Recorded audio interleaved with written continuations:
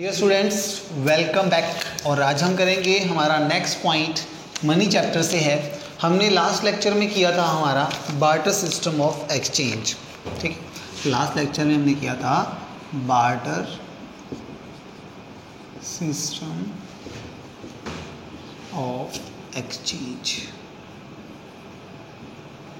ठीक है, इस सिस्टम में हमने पढ़ा था कि अगर गुड्स के बदले गुड्स दिया जाए, वस्तु के बदले वस्तु दी जाती है, और ऐसे में हम क्या करते हैं, अपने लेन देन करते हैं, एक्सचेंज करते हैं, तब उस सिस्टम को क्या बोला गया था, बार्टर सिस्टम, जिसे हम सीसी इकोनॉमी के नाम से भी जानते हैं। यानी कि कॉमोडिटी के बदले कॉमोडिटी, तो उसे बोलते हैं बार्टर सिस्टम ऑफ एक्सचेंज। इसकी हमने 6 ड्रॉबैक्स हमने पढ़ी 1 बाय 1 और बहुत अच्छे से डीपली हमने समझा उनको। तो उसके अकॉर्डिंग आपको एक चीज़ और बतानी है कि इस का महत्व क्या है, इंपॉर्टेंस क्या है, सब्सटेंस क्या है। तो सबसे इंपॉर्टेंट चीज़ बार्टर सिस्टम की वजह से हुआ क्या, मतलब फ़ायदे लगा लो, नुकसान लगा लो, जो भी इसका रिजल्ट निकला वो क्या था। सबसे पहला तो यही था कि हमारे पास क्या था, एक लिमिटेड, क्या था हमारे पास, लिमिटेड आपके क्या थे, नेसेसिटी ऑफ लाइफ के जो रिसोर्स थे हमारे, जो लिमिटेड प्रोडक्शन था हमारा, ये मान के चलो एक तरह से हमारा जो प्रोडक्शन था वो क्या था, लिमिटेड था। देखो लोग क्या करते थे, केवल उतनी ही वस्तु तैयार करते थे, केवल उतना ही प्रोडक्शन करते थे जितना वो क्या कर सकते थे, सेल कर सकें। एक बात नॉर्मल सी है, आप वस्तुएं बनाए जाएं बट उसे सेल करने के लिए आपके पास कोई व्यक्ति ही नहीं हो, आप उसे खरीदने वाला व्यक्ति ढूंढ ना पाओ, प्रॉब्लम्स बहुत है ना, क्योंकि बार्टर सिस्टम में। तो इसलिए प्रोडक्शन क्या होता था, लिमिटेड ही होता था। लोगों को पता होता था कि आप कितना प्रोडक्ट सेल कर सकते हैं, केवल उतना ही बनाया जाता था। तो यहाँ पर क्या होने लग गया, हमारा प्रोडक्शन क्या हो गया, लिमिटेड हो गया। तो बार्टर सिस्टम के अगर सब्सटेंस की बात करें तो ये जो पॉइंट मैं आपको करवा रहा हूँ ये क्या है, मेरा सब्सटेंस है। ठीक है, सब्सटेंस की बात अगर हम करें तो उसमें सबसे पहला पॉइंट हमारा क्या आता है कि प्रोडक्शन जो होगा वो क्या हो रहा है, एक लिमिटेड अमाउंट में हो रहा है, कि आप एक लिमिट में ही प्रोडक्शन कर रहे हो, ज़्यादा नहीं कर रहे हो, क्योंकि उनको रख के ना, संभाल के रखना, स्टोर करके रखना काफ़ी मुश्किल हो रहा था। ठीक है, नो स्पेशलाइजेशन बेनिफिट,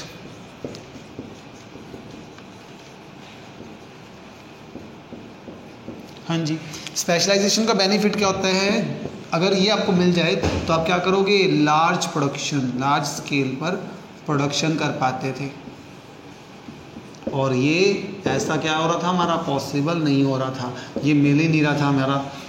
जब स्पेशलाइजेशन नहीं था तो लार्ज स्केल पर प्रोडक्शन नहीं हो पा रहा था। क्यों, इसका रीज़न क्या था, प्रॉब्लम ये थी कि एक व्यक्ति देखो एक काम को करता रहे, बार बार उसको यूटिलाइज करते करते क्या हो जाता है, वो उस काम में स्पेशलिस्ट बन जाता है, तब उससे वो काम करवाया जाता है, तो वो बहुत फास्टली, बहुत अच्छे तरीके से करेगा और प्रोडक्शन भी क्या होगा, फिर ज़्यादा होता है। बट यहाँ प्रोडक्शन क्या है, लिमिट में है। जब चीज़ें लिमिट में बन रही हैं तो व्यक्ति क्या कर रहे हैं, काम को रिपीट नहीं कर रहे हैं, बहुत कम बार ही उस काम को कर पाते हैं। तो ऐसे में क्या होता है, स्पेशलाइजेशन का बेनिफिट हम नहीं उठा पाते हैं और प्रोडक्शन क्या हो रहा है, हमारा कम हो रहा है। तो मैंने आपको बता दिया था पहले ही कि हमारा जो प्रोडक्शन है वो लिमिटेड हो जाता है, और लार्ज स्केल पर हम प्रोडक्शन ना कर पाने की वजह से लोगों के अंदर एक चीज़ देखने को मिलती है, नो स्पेशलाइजेशन, उनके अंदर काम करने का जहता वो चीज़ नहीं होती है। ठीक है ना, और क्या है कंसेप्ट हो गया, तो आपको बात करें तो लेस ग्रोथ है, less growth and development.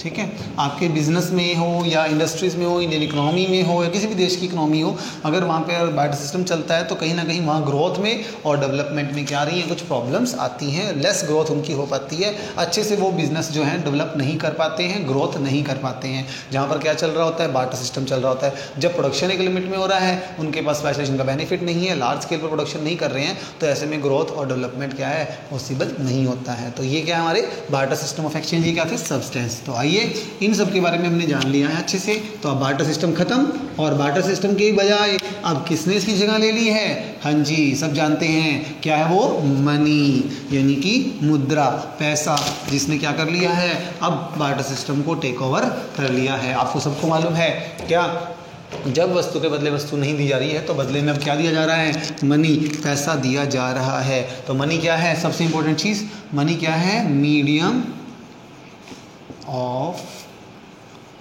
Exchange. आज के टाइम में हमारा जो मीडियम ऑफ एक्सचेंज है वो क्या है, मनी है, पैसा है, रुपया है। क्यों? क्योंकि अगर आपको कोई वस्तु चाहिए, कोई गुड्स चाहिए, बदले में आप क्या कर सकते हो, एक चीज़ पे कर सकते हो। एनीथिंग जो आप पे कर रहे हो एक्सचेंज के लिए वो क्या बन जाती है, मनी बन जाती है, पैसा हो जाता है। तो अगर आप क्या करते हैं, एक ऐसी चीज़ दे रहे हैं जो आपकी एलिजिबिलिटी को बढ़ा देती है। देखो आपको नॉर्मल सी बात है, आपको वीट चाहिए, ठीक है, और आपको ये खरीदना है, परचेज करना है, तो इसके लिए मैं जो पे कर रहा हूँ एक ऐसी चीज़ जो एलिजिबल है, जो हर कोई लेने को तैयार है। और ये व्यक्ति जो वीट दे रहा था उसका नाम है, मान लो ए है, बी है, सी है, XYZ कुछ भी है, वो अगर पैसे ले लेता है और अपना वीट मुझे दे रहा है, तो इट मीन्स क्या है, ये एक्सचेंज करने का सबसे बेस्ट साधन है हमारे पास। एक ऐसी चीज़ जो एलिजिबिलिटी है, एलिजिबल कर रही है कि वो उसको दे करके मैं क्या ले सकता हूँ, वीट प्राप्त कर सकता हूँ, और वो क्या कहलाता है, मेरा मीडियम ऑफ एक्सचेंज यानी कि मनी। अब दूसरी बात क्या है, मनी क्या है, मीडियम ऑफ एक्सचेंज है। इसको इजीली क्या किया जा सकता है, स्टोर किया जा सकता है। तो दूसरा पॉइंट मैं क्या लिखने वाला हूँ, स्टोर ऑफ वैल्यू, ठीक है ना, स्टोर ऑफ वैल्यू। तो क्या कर सकते हो आप, मनी की वैल्यू को स्टोर कर सकते हो, मुद्रा को स्टोर किया जा सकता है। मेजर ऑफ वैल्यू, ठीक है ना, मेजरमेंट कर सकती है ना। तो मनी से हम क्या कर सकते हैं, ये सारे काम कर सकते हैं। तो मनी क्या है, आपको क्लियर हो गया, मुद्रा का वो रूप जो क्या कर सकते हैं, हम स्टोर कर सकते हैं, जिसको हम उसको मेजरमेंट करने के लिए, गुड्स को मेजरमेंट करने के लिए हम यूज़ कर रहे हैं मनी को, और एक्सचेंज करने का सबसे बड़ा जो हमारा मीडियम बन गया है, और वो क्या है, मनी है। होप आपको क्लियर हो गया। एक ऐसी चीज़ जो हम क्या करते हैं, एक्सचेंज के लिए पे करते हैं, देते हैं, वो क्या कहलाती है, हमारी मनी।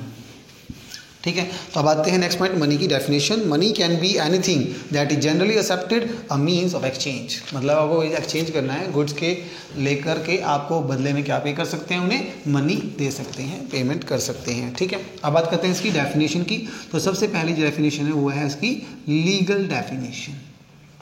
ठीक है, तो लीगल डेफिनेशन ऑफ मनी।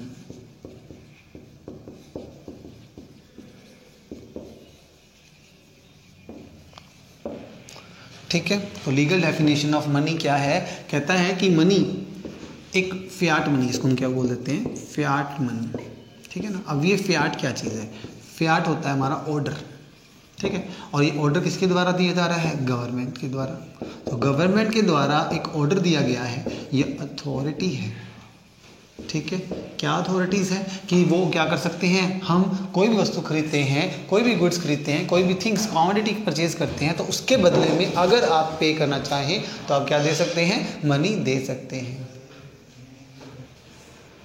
तो फियाट मनी क्या होता है, हमारा गवर्नमेंट के द्वारा ऑर्डर दिया जाता है, ये अथॉरिटी है कि इस रुपए को देने से कोई इनकार नहीं कर सकता, इसे निगलेक्ट नहीं कर सकता।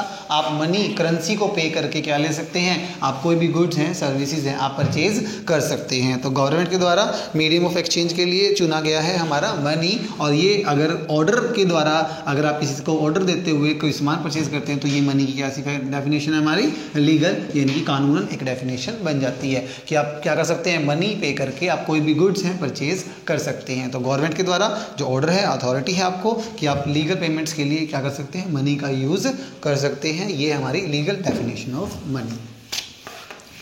सेकंड हमारी फंक्शनल डेफिनेशन ऑफ मनी।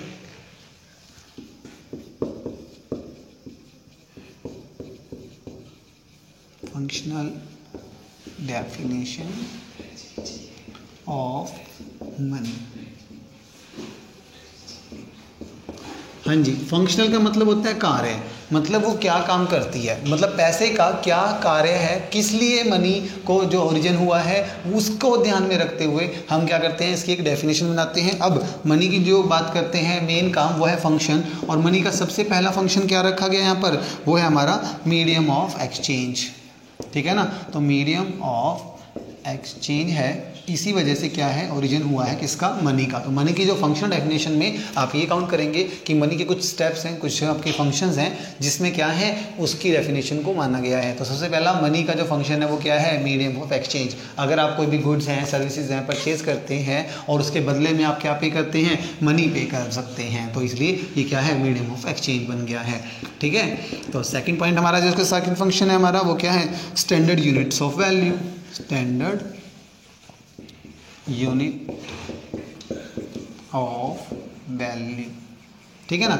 आप क्या कर सकते हो, स्टैंडर्ड यूनिट वैल्यू की निकाल सकते हैं। जैसे अब कार है, कार का प्राइस फिक्स कर सकते हैं, 2 लाख रुपीज़, 3 लाख रुपीज़, 5 लाख है, या कोई आप शर्ट है, शूज़ हैं, आप उनके क्या कर सकते हो, प्राइस फिक्स कर सकते हो। तो इससे क्या रहता है, आपको ये नहीं रहता कि हाँ हमारे प्राइस हैं प्रोडक्ट के वो कम है या ज़्यादा है, ठीक है ना। आप उनको मेजरमेंट कर सकते हो ईजिली। तो कहीं ना कहीं ये भी क्या है, हमारी डेफिनेशन ऑफ मनी में काउंट हो जाता है, क्योंकि ये भी उसका एक इंपॉर्टेंट फंक्शन है। नेक्स्ट पॉइंट आपका थर्ड, वो है डेफर्ड पेमेंट।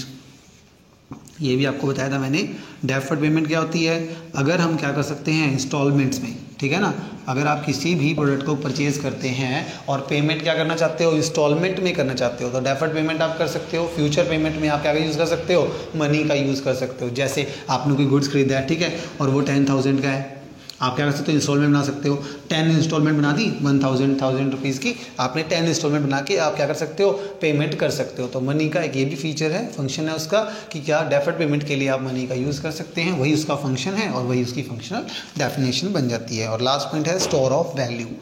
फोर्थ पॉइंट जो है हमारा, स्टोर ऑफ वैल्यू। मनी को क्या कर सकते हो आप, बहुत इजीली स्टोर कर सकते हो। जैसे गुड्स था हमारा, लास्ट टाइम आपको बताया गया था लेक्चर में कि गुड्स के अलावा आपको स्टोर करना हो, जैसे वेजिटेबल्स हैं, फ्रूट्स हैं, उन्हें आप लॉन्ग टाइम तक अपने स्टोर करके रखेंगे, तो उसके लिए आपको क्या चाहिए होगा, कोल्ड स्टोर वगैरह। जबकि मनी के लिए ऐसा नहीं है, आप इसे ईजिली स्टोर कर सकते हो, बैंक्स वगैरह में भी, ठीक है, आप इसे ईजिली स्टोर कर सकते हैं। तो ये 4 हैं इन फंक्शंस की वजह से, जो इसकी डेफिनेशन है, फंक्शनल डेफिनेशन। मनी का यूज़ कहाँ होगा, मीडियम ऑफ एक्सचेंज के लिए। दूसरा, स्टैंडर्ड पेमेंट्स के लिए आप क्या कर सकते हो, प्राइस फिक्स कर सकते हैं। डेफर्ड पेमेंट, आप कॉन्ट्रैक्चुअल पेमेंट करना चाहें, इंस्टॉलमेंट पेमेंट करना चाहें, तब आप मनी का यूटिलाइज कर सकते हो। और स्टोर ऑफ वैल्यू, इसे स्टोर करना काफ़ी ईजी होता है। तो इस प्रकार हमारी 2 डेफिनेशन पढ़ी हमने, एक लीगल डेफिनेशन ऑफ मनी जो गवर्नमेंट के द्वारा ऑर्डर होता है, फियाट मनी, और दूसरा फंक्शनल जो उसके कार्यों पर बेस्ड होती है। ये हमारी functional definition of money. Thank you students.